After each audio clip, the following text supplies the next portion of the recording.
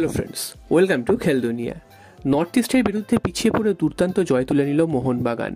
ম্যাচে 4-2 গোলের ব্যবধানে জয় পেয়েছে মোহনবাগান। ম্যাচের সেরা আমার চোখে কিন্তু জনি কাউকুই, কারণ 3খানা অ্যাসিস্ট তিনি করেছেন।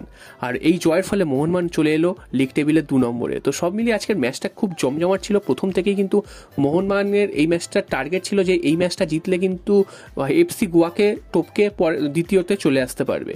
তাই জন্য হাবাসও সেই রকমই দল নামিয়েছিল আজকের। জনি কাউকুকে প্রথম থেকে নামিয়ে দিয়েছিল। এছাড়াও জেসন কামিংসকে কিন্তু আজকে আমরা প্রথম থেকে দেখতে পেয়েছি। আরমান্দো সাদিকু তিনি বেঞ্চে ছিলেন এবং ম্যাচের প্রথম থেকেই মোহনবাগান আক্রমণ শুরু করে। তবে খেলার বিপরীতে গিয়ে নর্থ ইস্ট ইউনাইটেড 6 মিনিটের মাথায় কিন্তু একটা পেনাল্টি আদায় করে এবং সেখান থেকে তারা প্রথম গোলটা তুলে নেয়। এই 1 গোলে পিছিয়ে যাওয়ার পর মোহনবাগান বেশ 10-15 মিনিট কিন্তু একদম খেলা থেকে প্রায় হারিয়ে গেছিল। সেই সময় নর্থ ইস্ট ইউনাইটেডের প্রচুর অ্যাটাক আমরা দেখেছি এবং 20 মিনিটের পর থেকে আবার মোহনবাগান নিজেদের ছন্দে ফিরতে শুরু করে। তারপর থেকে কিন্তু একের পর এক অ্যাটাক সানাতে শুরু করে নর্থ ইস্ট ইউনাইটেডের বক্সে। তবে প্রত্যেকটা অ্যাটাকে কিন্তু কোনো না কোনোভাবে মিস হচ্ছিল এবং যার ফলে কিন্তু গোলটা আসছিল না। তো একেবারে প্রথমার্ধের ইনজুরি টাইম যখন শুরু হয়েছে সেই সময় মোহনবাগান তাদের প্রথম গোলটা তুলে নেয়।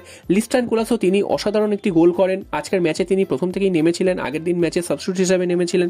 তো এই গোলটা পেয়ে যাওয়ার পর মোহনবাগান কিন্তু আরও তেড়ে ফুড়ে ওঠে এবং প্রথমার্ধের একেবারে শেষ মুহূর্তে, ইনজুরি টাইমের শেষ মুহূর্তে মোহনবাগান কিন্তু তাদের দ্বিতীয় গোলটা তুলে নেয়। অর্থাৎ 3 মিনিটের ব্যবধানে 2টো গোল মোহনবাগান পেয়ে যায় এবং এই সেকেন্ড গোলটা কিন্তু জেসন কামিংসের পা থেকে আসে। জেসন কামিংস আজকের খেলতে না পারলেও প্রত্যেক দিনের মতন আজকেরও কিন্তু একটা গোল পেয়ে গেছেন এবং সেটা কিন্তু একদম ফাঁকায় তিনি বলটা ঠেলে দিয়েছেন এবং এই গোলের ফলে কিন্তু মোহনবাগান প্রথমার্ধের শেষে 2-1 গোলে এগিয়ে থাকে এবং দ্বিতীয়ার্ধের শুরু থেকে মোহনবাগান কিন্তু আবার গোলের জন্য ঝাঁপায়। তবে আবার কিন্তু ছন্দপতন ঘটে দ্বিতীয়ার্ধের শুরুতেই। 50 মিনিটের মাথায় মোহনবাগান গোল হজম করে ফের এবং সেটা কিন্তু দুর্দান্ত একটা শট মেরেছিলেন জুরিক। তো সেখান থেকে কিন্তু গোলটা পেয়ে যান নর্থ ইস্ট ইউনাইটেড। 2-2 হয়ে যাওয়ার পর মনে করা হয়েছিল যে খেলাটা কিন্তু আরও টান হবে।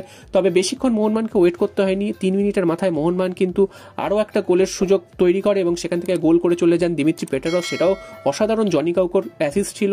সেই অ্যাসিস্টের সৌজন্যে কিন্তু তৃতীয় গোলটা আসে এবং তারও 4 মিনিটের মাথায় আবার চতুর্থ গোল মোহনবাগান পেয়ে যায়। এবার কিন্তু গোল করতে ভুল করেননি সাহাল আব্দুল সামাদ। তিনিও কিন্তু অসাধারণ একটা পাস পেয়েছিলেন এবং সেখান থেকে তিনি কাট করে ঢুকে একদম সেকেন্ড পোস্টে তিনি বলটা রাখেন।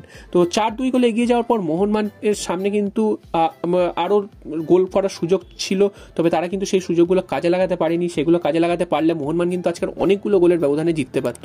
যদিও এই 4টে গোল হয়ে যাওয়ার পর মোটামুটি 60-65 মিনিটের পর থেকে মোহনবাগান কিন্তু নিজেদের মধ্যে পজিশন রেখেই খেলার চেষ্টা করছিল এবং নর্থ ইস্ট যতটা সম্ভব নর্থ ইস্টকে কিন্তু বল পায়ে নিতে দিচ্ছিল না। যার ফলে আমরা দেখেছি যে সেকেন্ড হাফে নর্থ ইস্টের আর কোনো অ্যাটাকই নেই। তারা কিন্তু কোনো রকমভাবে ম্যাচটা শেষ করতে পারলেই বেঁচে যায়, এরকম একটা ব্যাপার। আর আজকে যেহেতু ম্যাচটা বিকেলবেলা ছিল তাই জন্য কিন্তু প্রচুর দর্শক মাঠে উপস্থিত ছিল এবং মোহনবাগানের খেলা কিন্তু আজকে যথেষ্ট ভালো হয়েছে। পুরো বলা যায় যে ডোমিনেট করেছে।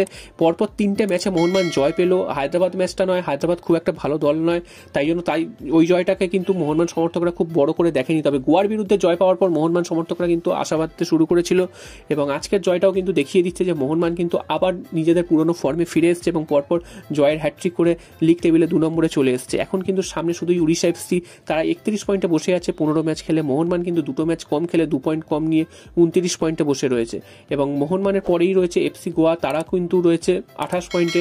তো সব মিলিয়ে লিগ শিল্ডের লড়াই কিন্তু মোহনবাগান আবার প্রবলভাবে ঢুকে পড়লো এবং এই ফর্মটা ধরে রাখতে পারলে মোহনবাগানের লিগ শিল্ড কিন্তু পাওয়া কেউ আটকাতে পারবে না। তো দেখা যাক নেক্সট ম্যাচগুলো মোহনবাগান কি